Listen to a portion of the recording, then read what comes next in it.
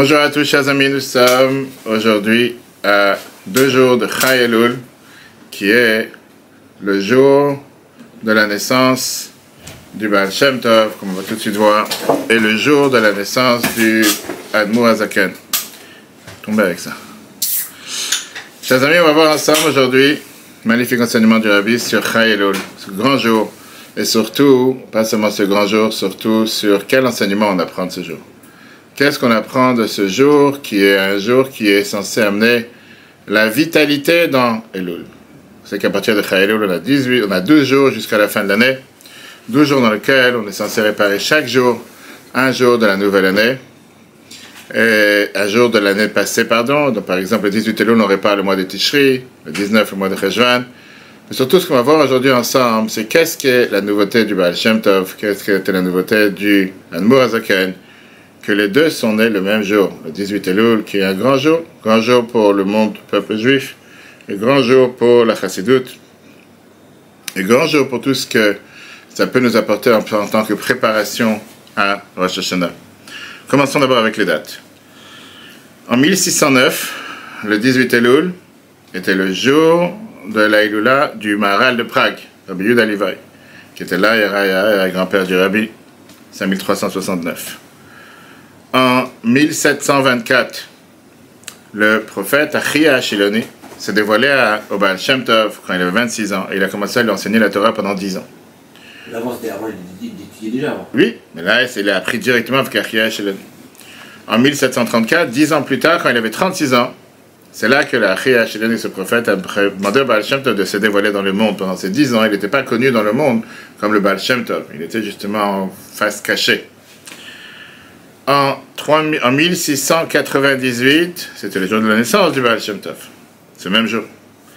Et en 1745, c'était le jour de la naissance du Admour Hazaken. Ça veut dire que le Baal Shem Tov est né il y a 326 ans. Et si on a les 26 ans, on a dit tout à l'heure, c'est des 300 ans que la Chassidoute existe sur la planète. Et l'Admour Hazaken, 279 ans. C'est énorme, on voit la révolution planétaire qu'a fait la Chassidoute sur Terre. Sur tous les échelles, qu'aujourd'hui il n'existe pas un juif qui n'apprend pas la Chassidoute, que ce soit la Chassidoute générale, que ce soit la Chassidoute Chabad, le Tanya, l'Admour Hazaken, et surtout toute la Chassidoute, et ça fait en sorte que la manière, comme on va tout de suite voir, quand les gens ils demandent qu'est-ce qu'a nouveauté, qu'est-ce qu'a fait la Chassidoute, le Rabbi donne à chaque fois plusieurs exemples, que dans une chambre, quand il fait noir, il y a tout. Tu ne vois pas les choses. Quand tu allumes la lumière, tu vois tout. La Chassidoute a donné une vitalité dans la Torah et les mitzvot. Le mois d'Elul, avant que la Chassidoute arrive, c'était un mois qui était de peur, panique, va savoir ce qui va nous tomber dessus, le jugement. La Chassidoute arrive en te disant, Amel Arbasadeh, le roi il est dans les champs, le roi il est avec toi, le roi il est proche de toi, le roi il attend de toi de se rapprocher, le roi il veut t'accorder une bonne année. Tu as juste à avancer et faire les choses correctement et tu es garanti que tu dis oui, tout va bien se passer. Alors essayons d'analyser les détails. Si on peut résumer sur une ligne, quelle était l'action du Baal Shem Tov essentielle? Il a réveillé la Emouna dans le peuple juif. Il a réveillé la Emouna, la foi dans le Créateur, dans Dieu, qui existait déjà chez chacun. C'est pas qu'il a dévoilé quelque chose qui n'existait pas.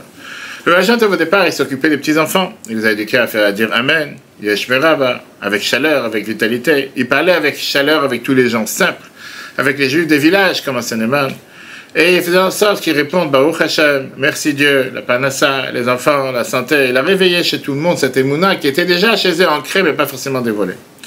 L'Admour Hazaken, c'était quoi sa spécialité? Chabad. Chabad, c'est quoi Chabad? 3 mots. L'acronyme de Chochma Bin Hadat, sagesse, intelligence et intellect, qui veut dire comprendre la grandeur de Dieu. Le mot Chabad, c'est les 3 parties qui viennent nous comprendre comment comprendre ce que Dieu a fait sur terre. L'approche du Admour Hazaken, différent du Baal Shem Tov, qui était son grand-père spirituel, c'était qu'on ne peut pas se suffire spirituel, c'est qu'on ne peut pas se suffire avec la Emouna tout court. La Emouna, ce n'est pas suffisant. Il faut apprendre. Il faut apprendre et comprendre et méditer la grandeur de Dieu. De telle manière que la grandeur de Dieu, elle pourra être adaptée avec la Emouna, que la Emouna, ça fera partie de moi-même. C'est pas j'ai confiance, c'est bien d'avoir confiance, mais tu peux avoir quelqu'un qui n'a pas de cerveau, qui réfléchit pas, j'ai confiance, non. Moi, c'est qu'il voulait que tu comprennes, c'est ça la force de la Chassidoute Chabad. Tout passe par la logique, par la compréhension. La Chassidoute Chabad vient t'expliquer la grandeur de Dieu, d'une manière que chacun puisse l'aborder et le comprendre de soi-même avec le Tanya qu'on apprend tous les jours. Et justement, Parashat Ki Tavo, Parashat cette semaine, c'est la paracha qui est connue, on avait eu plusieurs cours cette semaine. Pourquoi les gens ont des difficultés à reconnaître leurs erreurs? Ça, c'était lundi soir. Pour chaque Kitavo, on a parlé aussi sur le fait de plus on est reconnaissant, plus on reçoit. Plus on sait être optimiste, plus on reçoit. Et plus quelqu'un il se plaint, plus quelqu'un il est négatif, moins il reçoit. Et justement, comme j'ai parlé de la Bat Mitzvah cette semaine de mariage, etc., on peut voir sur Facebook, on peut revoir sur Torah.fr, la première mitzvah de la paracha de cette semaine, Bikurim. C'était quoi les Bikurim? Quand tu arrives dans ta terre, que Dieu t'a donné en tant qu'héritage, et tu t'installeras dans ta terre.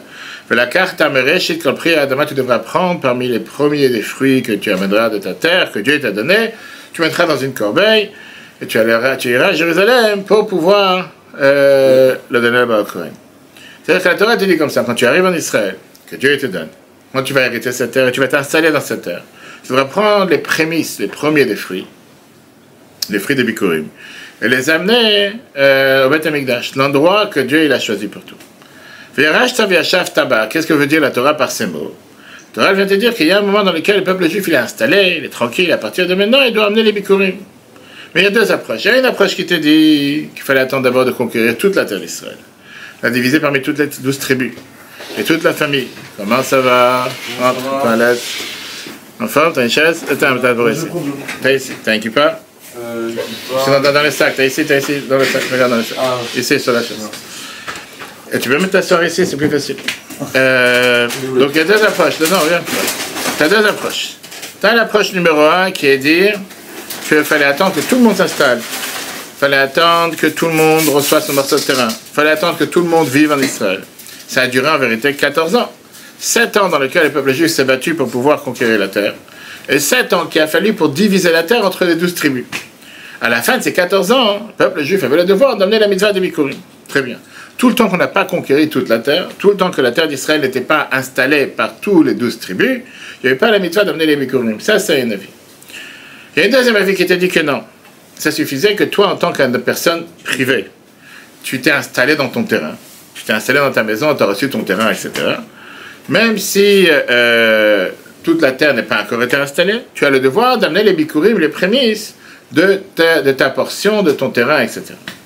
Dans le cours qu'on a donné mardi, qu'on peut voir sur Torah.fr, on a expliqué longuement c'est quoi cette notion de venir amener une corbeille avec 2 fruits quand tu as un arbre dans ton champ. Quand tu as 2 tonnes, 5 tonnes, 10 tonnes, ben, je peux comprendre, tu dois prendre, je sais pas, une charrette à l'époque, amen. Mais pourquoi la Torah te dit que même si tu as un seul arbre, tu as 2 arbres qui poussent, tu as un fruit, tu devais le prendre et l'amener à Jérusalem? Pourquoi fatiguer les gens? On a expliqué longuement le fait, le devoir de remerciement. Cette schizophrénie de remerciement qu'on a dans la Torah, le fait d'apprendre à dire merci. Plus tu dis merci, plus tu reçois, plus tu es reconnaissant. Ça, c'est la parenthèse. Le cher Rabbeinu, quand il parle à son beau-père, Yitro, et il lui dit de venir rejoindre le peuple juif dans la Chumash Shemot, on voit ça dans la Torah, on nous rappelle ça dans Baalot, il lui dit Al na ta'azav otanu, ne nous abandonne pas, Vaya kitel echimanu, si tu seras avec nous, Vaya tov aou, il y aura cette bonté que Dieu il a fait avec nous, cette bonté elle sera là aussi avec toi. De quelle bonté parle Moshe à son beau-père Yitro? Viens Rashi, il te dit que quand le peuple juif va diviser la terre d'Israël, alors qu'on appelle ça la superficie de Yericho faisait Tafkoufama sur Tafkoufama, qui était en vérité 500 mètres sur 500 mètres, c'est de 250 mètres sur 250 mètres. Il lui a dit que tu sais que celui qui va, c'était le plus haut morceau de Yericho, celui qui va construire le temple, ça sera dans sa partie. Et de toutes les façons, on l'a donné aux enfants de Yericho. La région de Yericho, c'était une région de Jéricho, c'est une région qui était avec une terre très fertile. Et la qualité de la terre, c'était une qualité qui était tellement belle que pour ça, le peuple juif ne l'a pas divisé. On l'a gardé pour celui dans laquelle la partie, parce que comment on recevait les terrains en Israël, en fonction du tirage au sort. En fonction des tirages au sort, on savait avec le Urim et Tumim, on savait qui devait désigner quel morceau de terrain. Et en attendant qu'on divise cette terre, on l'a donnée aux enfants de Yitro. D'accord? Pour le garder, c'était justement une récompense que Machel a donnée à ses beaux-frères, etc. C'est que déjà en rentrant en Israël, avant même de conquérir la terre, la division de tribus, les enfants de Yitro, ils étaient assis déjà dans un morceau de terrain particulier. Ça veut dire que de là, on peut tirer l'enseignement que les enfants de Yitro, ils avaient l'obligation d'amener les Bikurim avant même que le peuple juif s'installe en terre d'Israël, puisqu'ils avaient déjà reçu un morceau de terrain. On peut dire qu'ils vont attendre encore des années jusqu'à ce qu'on arrive, etc. Viens la Gemara, elle te dit qu'est-ce qu'on fait quand tu as 2 avis? Une avis qui te dit qu'il faut amener les Bikurim tout de suite. Une avis qui te dit qu'il faut amener les Bikurim plus tard, une fois que tout le monde s'est installé. Qu'est-ce qu'on fait?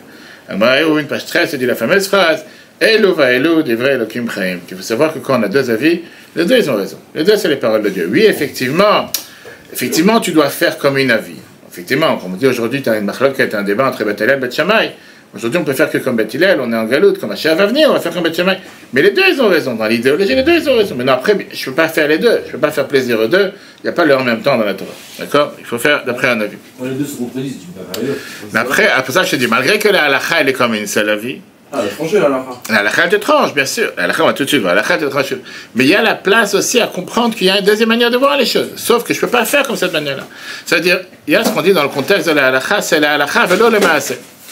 C'est la halakha, mais pas pour mettre ça en action, mettre ça sur terre.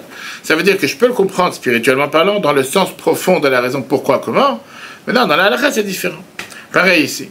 Quand tu parles, mais portable dehors, quand tu parles des deux avis, c'est un virus. Quand tu parles des deux avis, quand elles amenaient les bikurim, c'est pour ça qu'il faut qu'ils explosent comme les beepers, etc. Quand tu parles des mitzvahs des bikurim, imagine-toi que chaque fois que quelqu'un fait un coup, le beeper il explose, le portable il explose. Combien de gens ils auraient été concentrés? Quand tu parles des bikurim, la Torah te dit c'est quoi? Essayons de comprendre, malgré que la halakha elle a été fixée comme une seule avis, mais il y a un sens et une explication positive par rapport aux deux avis. Et c'est ce qu'on va voir. Comme l'a dit tout à l'heure, c'est qu'est-ce que Dieu cherche avec ça? Amener un fruit à Jérusalem, etc. Le but, c'était de venir et dire merci. Merci pour toutes les bontés et le bien que Dieu a fait avec toi. Et ça, c'est une partie indispensable de la mitzvah des bikurim. C'est pas juste amener les fruits. C'est le fait de le dire avec la bouche. On voit tout le premier paragraphe de la paracha qu'on va lire Shabbat. Ve'anita ve'amata lifnei Hashem Elokecha, tu devras dire et répondre à Dieu. Ve'ata, et maintenant, ineveti ad reshit p'chei adama, j'ai amené les fruits de la terre, tu devais dire merci avec ta bouche. Ça ne suffit pas de dire à ta femme je t'aime, et le jour que ça change, je te ferai savoir. Non, tu dois le dire tous les jours, comment tu apprécies ce qu'elle fait, etc. De la même manière qu'il y a un sens de dire merci à Dieu par la mitzvah des bikurim. Chaque jour, on a le devoir de dire merci à Dieu pour les bontés qu'il fait avec nous. C'est pas pour rien que chaque matin, on recommence les 22 bénédictions. D'ouvrir les yeux, de bouger le corps, de pouvoir s'habiller, de... Pourquoi? Ça y est, je le sais, tu me l'as déjà dit. Qu'est-ce que je vais répéter tous les jours? Viens la Torah, elle te dit parce que tu as deux manières de dire merci. Tu as la première manière, chaque matin, tu ouvres les yeux, dès que tu te réveilles, modani. Je dis merci Dieu. Ok. Ça vient pas parce que j'ai médité sur la grandeur de Dieu. Que la grandeur qui m'a rendu mon âme, que maintenant je viens d'ouvrir les yeux alors que c'était fermé, que tout d'un coup il y a un point avec lequel je peux regarder, je peux... C'est juste remercier Dieu qui vient de la simple émouna, que quelqu'un dit, je suis vivant, merci Dieu, sans grande compréhension derrière. Après tu arrives à la tefila. Quand tu commences à la tefila de Shacharit le matin, hein, là tu commences à remercier Dieu encore une fois, Hodou Hashem. Mais là, tu commences à détailler. Et là, tu commences à parler de l'Hachem Kirushma. Après, tu commences à dire Modim Anachnu dans la Hamida. Jusqu'à la fin de la Hamida, la fin de la Tefila. Mais c'est quoi? C'est toute une panoplie de différents morceaux qui viennent te faire prendre conscience. Ah, merci Dieu. Merci, c'est grandiose. Non, dans les détails. Les océans, les planètes, les arbres, les animaux, la terre. Et tu commences à rentrer. C'est ce qu'on fait dans tout ce que les Imra. L'important, c'est de dire ça en français. Et plus tu avances, et que tu arrives dans la Hamida, que tu as 18 bénédictions, à part les 12 bénédictions, et tu es au milieu, que tu demandes ce que tu as besoin. Pareil, qu'est-ce que tu dis dans Modim? Quand tu réfléchis un instant. Modim Anachnu, tu es en train de dire Anisecha Hashem B'cholem Imanu, sur tes miracles que tu fais avec nous chaque jour, Erev, Avok, Evet, Tzahora, et matin, midi et soir. Quelqu'un, tu vois là, quelqu'un dit quel miracle? Pas eu de miracle aujourd'hui. La Torah te dit, prends conscience que le fait que tu parles, tu bouges, tu es présent, c'est un miracle. C'est un miracle ce matin, c'est un miracle cet après-midi, c'est un miracle ce soir, tu dois le répéter tous les jours, 3 fois par jour. Et prendre conscience en disant, me dire, mais c'est pour ça qu'on arrive ça dans la prière, pour prendre conscience de dire merci. Ça vient déjà par ça que j'ai médité, j'ai réfléchi. Dans la tefila, j'ai le temps de méditer sur la grandeur de Dieu. Et grâce à ça, je remercie à Dieu. Et ça, c'était les deux périodes, les deux avis qu'on a vus dans les bikurim, comment et quand amener les bikurim. Il y a le fait d'amener les bikurim qui était le premier remerciement, avant même qu'on a conquéri la terre. Le fait que j'ai des fruits qui ont poussé, merci Dieu. C'est pas donné à tous quand on entend aujourd'hui les viticulteurs, les agriculteurs qui se plaignent que les terrains sont pleins d'eau, pleins de flotte, et le vin il n'est pas assez sucré cette année, le blé. Ouais. Quand tu as une récolte, dis merci Dieu. Ça c'est numéro 1. C'est comme Modéani du matin, tu m'as rendu mon âme. Après ça, tu as une fois qu'on a conquéri la terre, une fois que tout le monde est installé, etc. Là, tu as même des bikurim de manière différente. Une fois que tu as tout compris, tu as l'anisé, etc. Là, ça fait partie de ta conscience. Là, tu viens dire merci, tu reconnais la grandeur que Dieu il a fait envers toi. Ces deux approches, ce sont ce qu'on a dit tout à l'heure, les deux composants des deux anniversaires qu'on a ce Shabbat, qui est l'anniversaire, le jour de la naissance du Baal Shem Tov, le jour de la naissance du Admor Zaken. Le Baal Shem Tov, c'est la Emouna. Dire merci. De manière que quoi, que Modéani Lefanecha, je remercie Dieu sur terre, avant même d'avoir médité et de comprendre la grandeur de Dieu. Je dis merci à Dieu. sans forcément commencer à réfléchir, qu'est-ce que je dis, pourquoi, comment. Viens, l'Admor Azaken, il te dit, c'est bien, mais essaie d'approfondir, comprends, essaie de méditer, pourquoi. Une fois qu'on a conquéri la terre, qui est le cerveau et le cœur de l'homme, à ce moment-là, les choses s'habillent à l'intérieur de nous de manière totalement différente et totalement plus profonde. Maintenant, continuons. Comme j'ai dit tout à l'heure, cette paracha, c'est une paracha qui est, bien sûr, elle est malheureusement parfois appelée la paracha des malédictions. On a expliqué longuement que ce n'est pas les malédictions, c'est les plus grandes bénédictions, parce qu'il y a 98 malédictions. On a parlé longuement dans le cours lundi soir, qu'on peut voir sur le Torah.fr, qu'en réalité c'est des grandes bénédictions, qu'au contraire, parfois on te dit qu'on les lit ce Shabbat avant, Shoshana, toujours une semaine avant, que si jamais il devait y avoir quelque chose cette année, par ça qu'on les a lus, on s'est rendu quitte, etc., etc., etc. Mais, comme j'ai dit tout à l'heure, d'après Navi, les Bikurim ont levé les âmes des camps et dit qu'il fallait attendre les 14 ans, 7 ans de conquête de la terre, et 7 ans que tout le monde soit installé, et après pouvoir amener les Bikurim. Maintenant, la question qui est demandée. Comment se fait-il que la Torah te demande d'attendre 14 ans pour dire, c'est moi, je suis rentré le premier sur ma terre, comme si tu vois aujourd'hui un nouveau quartier qui ouvre, de nouvelles tours, premier habitant dans le premier appartement, on te dit non, il faut attendre que tous les tours soient déjà habités, il faut que tout le monde habite dans les tours. Une fois que tout le monde a fini, là, tu pourras dire merci. Je suis rentré le premier, les autres, ils arrivent 3 ans plus tard, je vais attendre 3 ans pour eux. Là, tu devais attendre 14 ans. Et la question qui est demandée, pourquoi attendre de dire merci? En règle générale, je ne vais pas dire merci sur tes arbres, je ne vais pas dire merci sur tes plantations, je vais dire merci sur mes arbres. Mon arbre, il a planté, je ne sais même pas encore une fois quel arbre tu as. Tu as des arbres qui prennent 10 ans pour planter, il y en a 70 ans. Et tu en as que ça prend quelques jours, 21 jours. Je ne sais pas attendre tes arbres, quand ils grandiront. Comment se fait-il que la Torah, elle vient, elle te dit qu'il fallait attendre jusqu'à ce que l'autre tribu, elle puisse avoir conquis la terre, qu'elle puisse avoir cette terre. Et là, amener les Bikurim. On aurait pu dire que une telle mitzvah, c'est compréhensible quand tu amènes un roi. Un roi, tu ne peux pas nommer un roi avant qu'il y ait d'abord toute la conquête de tous les territoires, etc. Mais là, c'est une mitzvah personnelle. Et le Rabbi qui explique ça de manière beaucoup plus longue, comme j'ai dit tout à l'heure. En comprenant qu'est-ce qui s'est passé ce Shabbat, c'est toujours la même paracha Chayelul, la naissance du Baal Shem Tov et la naissance de Admor Azaken. Un juif, par définition, la nature d'un juif, c'est que tu ne peux pas dire merci sur ce que tu as reçu tout le temps que tu as encore un frère qui fait la guerre. Tout le temps que tu en as un qui n'est pas installé, toi tu ne peux pas venir dire merci. Tu ne peux pas être égoïste, tu ne peux pas être joyeux tout le temps qu'il y en a un autre qui est en train de se battre. Le peuple juif, il a ce qu'on appelle cette capacité que les nations n'arrivent pas à comprendre, Arvut Hadadit. Et on le voit ça aujourd'hui, d'être garant les uns des autres. On est tous dans la même situation qu'on ne peut pas se déconnecter. Tes souffrances sont mes souffrances et ça ne me laisse pas me réjouir tout le temps que toi tu n'es pas réjoui à 100%. Et si on veut se connaître, si on veut connaître c'est quoi le peuple juif, il faut écouter nos ennemis. Si tu demandes à Sinoa que Dieu fasse son âme, ou bien le Hezbollah, Nasrallah, etc., ils vont tous te dire que le but c'était quoi? Pourquoi ils ont kidnappé des soldats et pas seulement des soldats, des citoyens, des gens simples qui n'ont rien à faire avec l'armée? Parce qu'ils savaient que c'est notre faiblesse.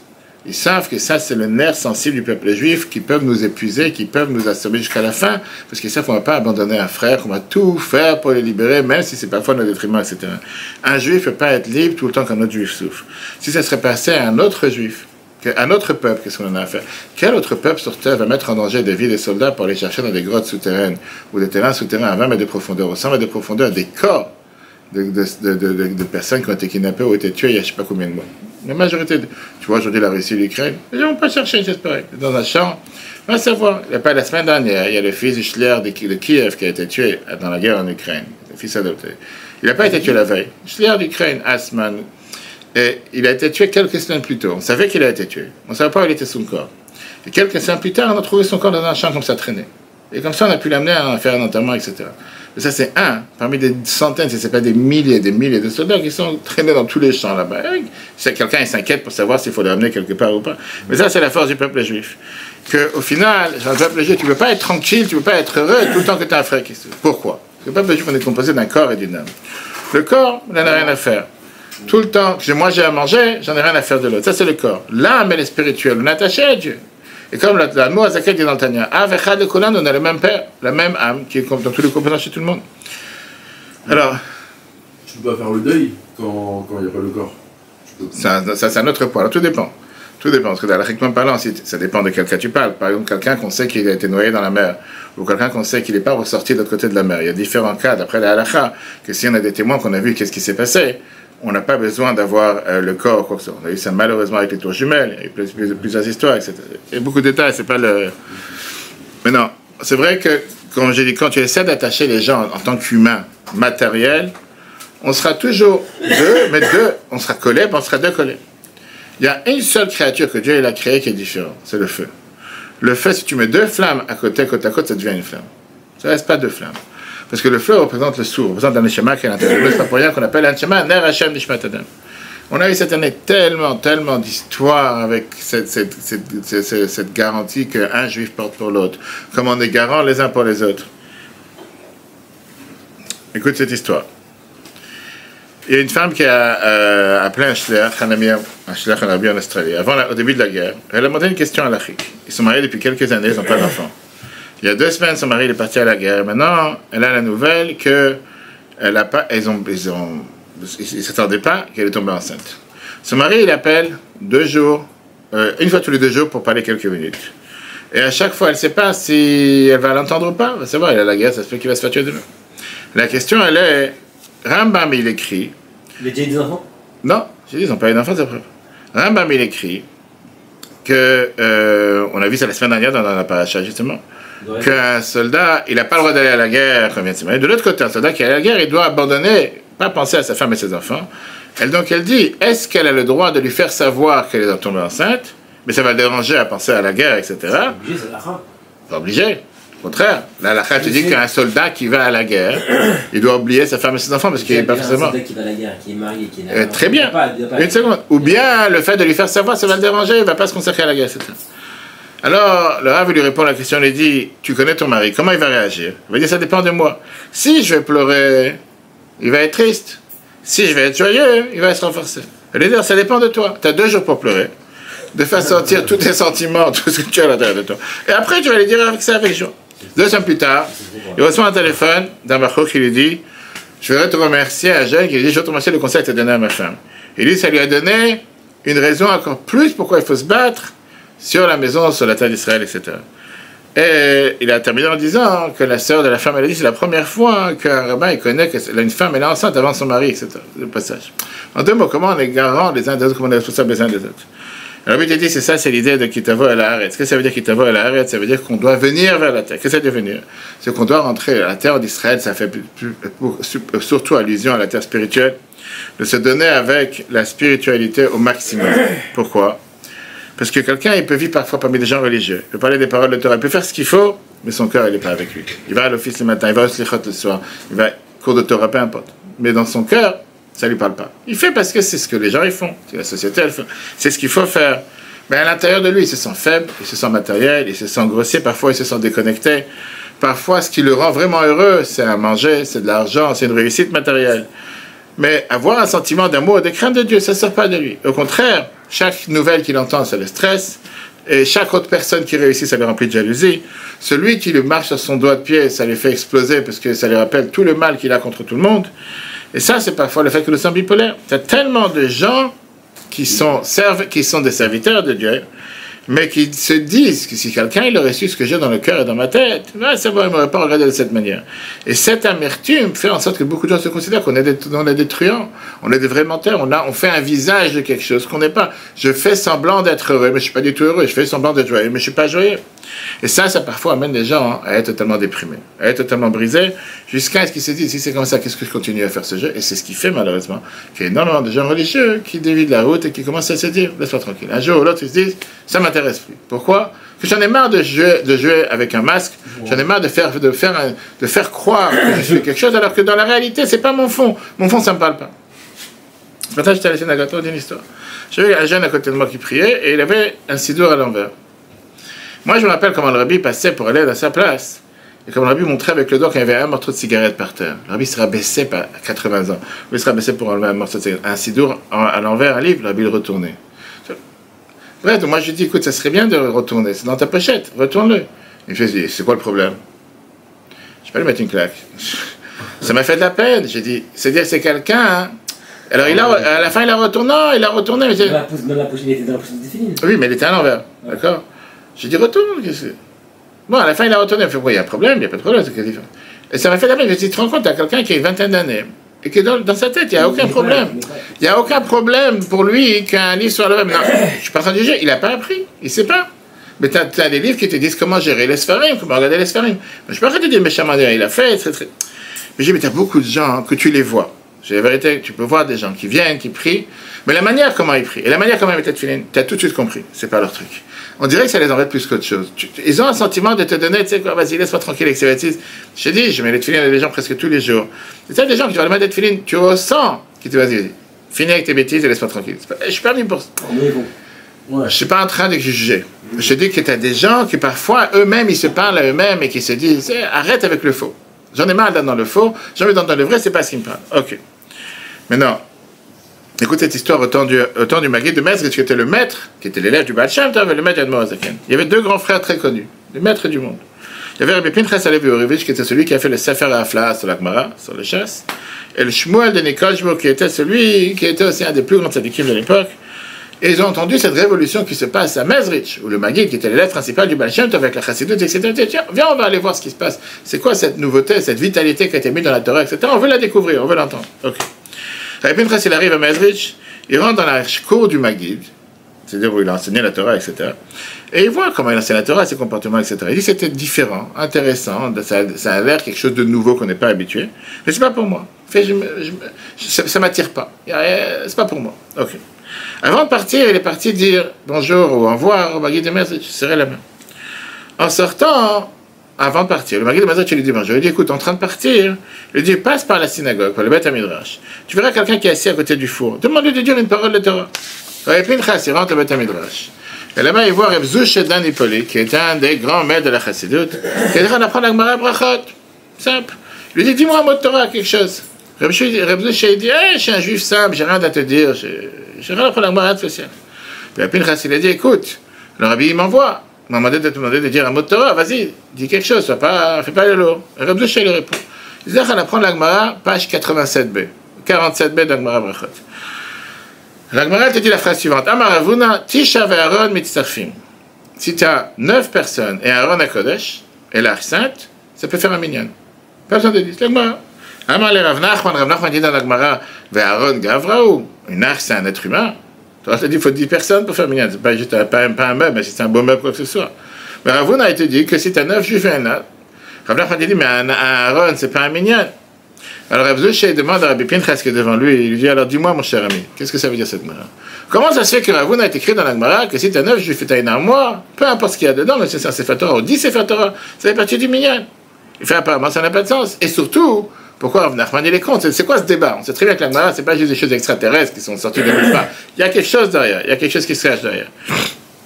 Rabbi Pinchas qui n'était pas encore dans la Chassidut ni quoi que ce soit, et il a compris que le Rabbi l'avait envoyé chez Rabbi Zouch pour apprendre. Il dit alors dis-moi toi. Et Rav Zouch lui dit comme ça. Se tient un juif qui a une armoire pleine de livres. Il est baki, il est professionnel, il est vraiment, il connaît sur le bout des doigts toute la Torah Niglé, la Torah cachée, etc. Mais c'est un armoire. C'est du bois sec qui n'a pas de vie. Il a à l'intérieur de lui tous les sfarim, toute la Torah, mais lui-même c'est un glaçon. Pour lui c'est étranger. Il se sent totalement séparé de ça. Ravuna, il vient, une seconde. Ravuna, il vient, il continue. Ravuna, il vient, il te dit qu'un tel juif peut aussi compter dans le minyan. Même s'il est sec, même s'il n'y a pas de vitalité, il compte dans le minyan. Viens, Rav Nachman, il te dit, Vechi Aaron Gavrou. En deux mots, est-ce que ça, c'est l'humain pour lequel Dieu il a fait descendre la Torah sur terre? Est-ce que Dieu il a voulu qu'un juif il apprenne la Torah de cette manière? Ça, c'est le débat qu'il y a entre les deux. Au final, Rabbi Zouch a terminé de parler avec Rabbi Pinchas, il a compris, ma place elle est ici. Il faut que je m'investisse, il faut que je comprenne la Chassidut. Et ça, c'est exactement ce qu'elle a fait la Chassidut. Ce qui veut dire, ça, c'est aussi une histoire, comment dire, qui est tellement riche, et parmi tellement d'histoires d'Agmara, qui te donne une compréhension, pas seulement la superficie, bref, matérielle. Comprendre le sens profond qu'il y a à l'intérieur. Comment on fait alors? Comment on fait pour pouvoir, je veux dire, mettre en rapport ce qui est le superficiel et le profond? Et la réponse, elle est dans le Tanya. Le Tanya, il est venu, il a transformé le monde. Aujourd'hui, tu n'as pas une seule personne à Rosh Hashiva, un dirigeant, quelqu'un qui travaille avec les âmes, qui travaille avec le psychisme des personnes, les psychologues, etc. Ils te disent les choses qui sont totalement, je veux dire, aujourd'hui, innées dans la société. Mais à l'époque, quand Tanya est sorti, c'était pas comme ça. Pendant les premiers 17 chapitres du Tanya, la Noah Zakhan, il vient et te met la pyramide de qu'est-ce qu'est l'âme de l'être humain. Et il vient et te dit que le cerveau, c'est le père des sentiments, et que les sentiments découlent du cerveau. Qui veut dire, en deux mots, le cœur est ce que tu penses. Et c'est pour ça que c'est à nous de faire venir Dieu à la surface. Qui veut dire quoi? Ça ne suffit pas d'apprendre la Gemara et d'apprendre la halakha. On doit essayer de comprendre Dieu, de l'inviter dans notre cerveau, d'apprendre avec Dieu lui-même, de réfléchir de qu'est-ce que ça me parle, comment ça me change. Pas suffisant d'apprendre la Torah, se demander la question, qu'est-ce que la Torah m'apprend à moi? Parce que tu as beaucoup de gens qui apprennent la Torah, mais la Torah ne leur parle pas, ça ne change pas leur action. Et ça, c'est ce que l'Admor Azaken il a fait pour rapprocher le maximum de Juifs à la Chassidut, maximum de Juifs à la Torah, qui est fait qu'au final, n'importe quelle personne aujourd'hui peut passer cette transformation. Il ne suffit pas d'apprendre de manière extérieure, d'apprendre de manière superficielle. J'ai appris 2 pages de Gemara, j'ai appris Shulchan Aruch. C'est bien ce que tu as appris, mais en quoi tu as changé ta personne? En quoi tu es différent par rapport à ce qui a été précédent? Terminons avec une très belle histoire. Il y avait un chassid qui s'appelait Rabbi Elkan, qui était celui qui répétait tous les sikhot du Rabbi pendant plus de 40 ans. Il aimait cette histoire. Le Tzemar Tzadok, il avait un nom qui s'appelait Yosele, comme Yosef. D'accord? Et on l'appelait l'oncle Yosef. Très bien. C'était un grand génie. Mais comme beaucoup de génies qu'on a connus dans notre génération, ils ont l'air bizarres. Beaucoup de génies, en général, ils ont toujours des cheveux, ils ont l'air très sales, ils ont l'air très courbés, ils sont appelés plein de livres, plein de poussière. Mais ces gens, c'est des grandes têtes, mais ils ne sont pas terre à terre. Okay. Un vendredi, c'est les rentrent au mikvé pour Shabbat. Et comme tous les juifs, ils rentrent au mikvé. Qu'est-ce qu'ils parlent? Ils commencent à parler de tous les politiques du monde. Et les gens racontent, tout à l'heure, comme si entre nous, pas ça qu'on va parler, nous deux, on va gérer la planète. Ils ont décidé de faire tomber la bourse, ils ont décidé de faire la guerre, ils ont décidé de faire démissionner le tsar. C'est en parlant au mikvé, etc. Un autre juif, il est rentré, il a commencé à se débattre avec lui, que la vérité c'est pas comme ça. À la fin, ils ont dit, tu sais quoi, viens dans une demi-heure, on s'en compte chez toi à la maison, sur un verre de bière, on va prendre des bonnes décisions. Il rentre à la maison, et puisque c'était quelqu'un de très élevé, il a oublié tout ce qu'ils ont parlé là-bas, au mikvé, etc., au hammam, la piscine, autre chose à parler. Il sert un chumash, il commence à lire la paracha. Et il a commencé à apprendre Rashi, Ramban, le Rachaim, Sfon, et il apprend la Torah profondément. Tout d'un coup, quelqu'un il tape à la porte. Et là, il n'a pas compris qui c'est qui lui tape à la porte une heure avant Shabbat. Il s'est levé pour ouvrir. Il a dit, qu'est-ce que tu veux? Il a dit, écoute, chez moi du mikvé, on a décidé qu'on allait maintenant gérer ce qui se passe sur la planète, sur un verre de bière.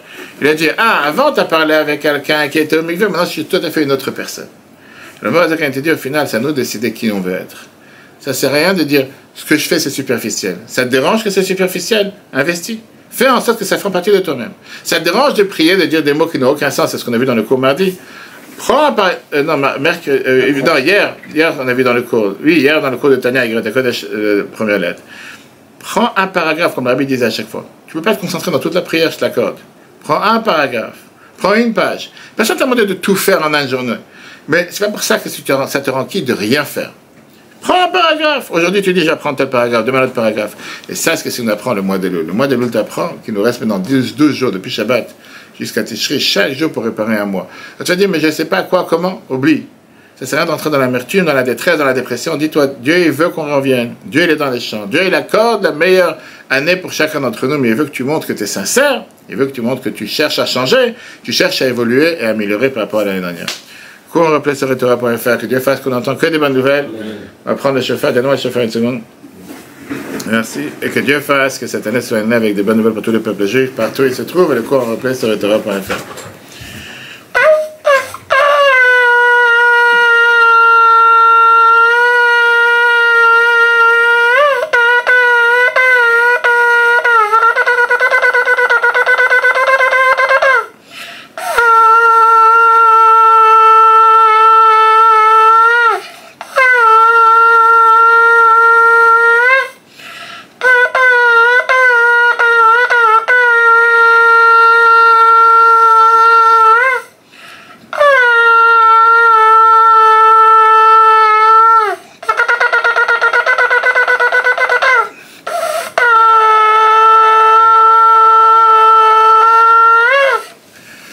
Shana Tova à tous, que des bonnes nouvelles.